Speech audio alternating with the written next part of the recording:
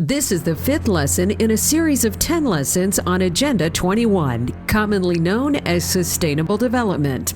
Today, we will learn how public-private partnerships are used by government to take control of the economy. A public-private partnership is sometimes referred to as a PPP or a 3P. The definition for a public-private partnership is an exclusive partnership between a public entity and a private entity that uses the financial resources of the private sector to carry out the legal activities or functions of the public sector. 3Ps do not work in a free market way where competition decides who wins and who loses. This is because a 3P company is granted special privileges by the government, such as the liberal use of eminent domain, tax breaks, subsidies, front of the line for permits, and freedom from certain regulations, etc. Hence, the company accepting the goodies is the private part of the public-private partnership, while the government granting the goodies is the public part of the partnership. These corporations force their competitors to play on an unlevel playing field.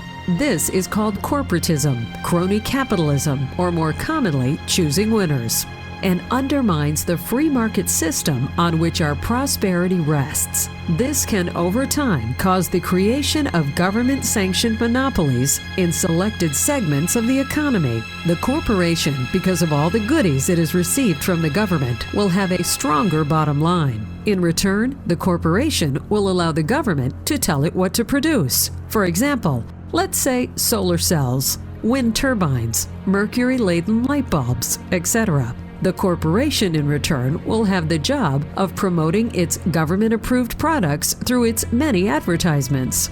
These advertisements not only increase the corporation's bottom line, but serve as a vehicle for the indoctrination of the citizen to accept whatever the government is pushing.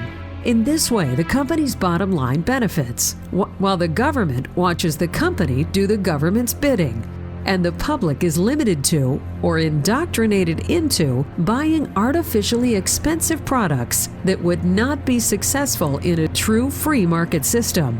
Add to this, the corporation is most likely using your tax dollars, and if the corporation fails, the tax dollars disappear. An infamous example of a 3P is Solyndra. The government provided huge amounts of money, which came out of the pockets of taxpayers, to encourage the corporation to produce solar cells. When the company went bankrupt for lack of demand, it cost the public sector approximately $500 million in tax dollars. These green sector jobs are especially worrisome because it appears that sustainable development policies are designed to destroy, through unreasonable regulations, certain existing industries, like the coal companies, which will then be replaced by new green industries, created with federal subsidies paid for by the taxpayers. A more complicated situation occurred in 2007 when the federal government passed legislation to begin phasing out certain of the old-fashioned incandescent light bulbs by January 1, 2012. The major companies that manufactured these light bulbs, GE, Royal Philips Electronics, and Siemens, all lobbied for the passage of the 2007 bill to remove the incandescent light bulb from the marketplace for the simple reason that there was a greater profit margin in manufacturing the new halogen incandescent and compact fluorescent light bulbs. Late in 2011, the Republican Party managed to legislate a reprieve to the banning of the incandescent light bulb by preventing the Department of Energy from receiving any funds to force the change. Before you sigh a sigh of relief, the reality is that the reprieve came too late. Joseph Higby, a spokesman for the National Electrical Manufacturers Association, which represents 95% of U.S. light bulb manufacturers, said even if the Department of Energy does not have the funding to enforce the energy efficiency standards, manufacturers are not going to retrofit their assembly lines to produce the less efficient traditional light bulb. So where does that leave us? First, you need to realize that there are three key players in this mess: General Electric, the federal government, and we, the people. General Electric, the private in this public-private partnership, got a light bulb that provided the company with a much higher margin of profit, plus some very generous tax breaks from the federal government. The federal government, the public in this public-private partnership, got the energy-efficient light bulbs they wanted, undermined the free market, and by sending jobs overseas, created economic justice. That just leaves we the people. What did we get? Oh, quite a lot. We got expensive, mercury-laden, slow to heat up in the cold light bulbs, a weaker free market, and fewer jobs and a weaker economy in America, which is the natural result of the redistribution of wealth from a rich country to poorer countries. This example goes back to what was said in the definition of Agenda 21. Refer to Lesson 1. Agenda 21 is not an environmental movement. If it was, the EPA would never allow this mercury-laden light bulb to be manufactured or used in the U.S., nor allow the creation of windmill farms that are known to kill every year thousands of birds, including the bald eagle. As said previously, it is a political movement designed to control humans and their wealth. Of course, it's not just American companies entering into PPPs with our government. Foreign companies are being met with open arms by local, state, and federal officials who see a way to use private corporations and their massive bank accounts to fund projects. As the Associated Press reported July 15, 2006, on a single day in June 2006, an Australian-Spanish partnership paid $3.6 billion to lease the Indiana Toll Road. An Australian company bought a 99-year lease on Virginia's Pocahontas Parkway. And Texas officials decided to let a Spanish-American partnership build and run a toll road for 50 years. Tom Weiss, American Policy Center, from his Stop Agenda 21 toolkit. Perhaps most worrisome of all are PPPs that involve the infrastructure, roads, sewer systems, water supplies, water treatment facilities, etc., of a community. Many communities are cash-strapped and always looking for ways to raise money. With that in mind, communities may be tempted to sell and/or lease, often for very long periods of time, parts of their infrastructure. Not only do they get cash, but they no longer are required to maintain expensive infrastructure.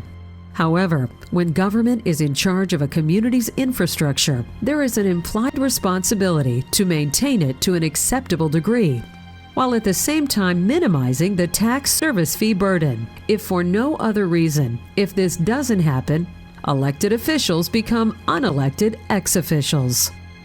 If public infrastructure is sold off or leased to a private entity, the cost of service to the taxpayers is subservient to the corporation's need for profit. The private entity is not electable.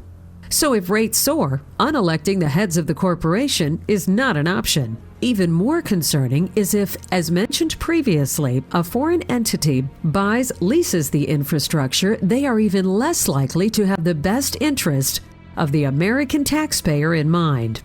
In addition, profits from these ventures are likely to leave the U.S. Taking this one step further, it might be suggested that when governments lose control of their infrastructure, they will also lose control of their governing ability and will no longer remain accountable to their taxpayers.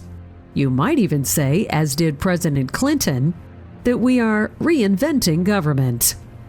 Speaking for myself, I kind of liked our old government. Another 3P concern with public-private partnerships is that over time, due to the uneven playing field, fewer and fewer small businesses are able to survive. This works very well for a government that is trying to destroy the free market. This type of government does not want competition, it wants control. The fewer companies that exist and the more compliant to government demands they become, the greater is the control of the government over the marketplace. Unfortunately for the economy, small business is the driver of the economic engine.